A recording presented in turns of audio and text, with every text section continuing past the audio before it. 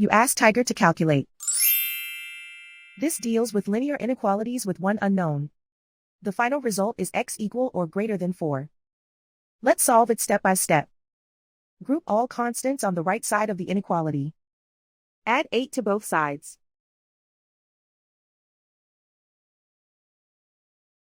Simplify the arithmetic.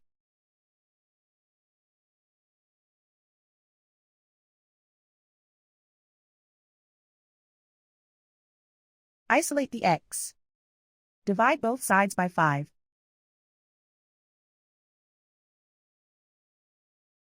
Simplify the fraction.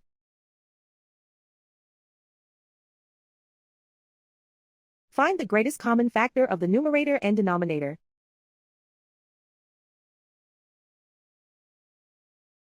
Factor out and cancel the greatest common factor.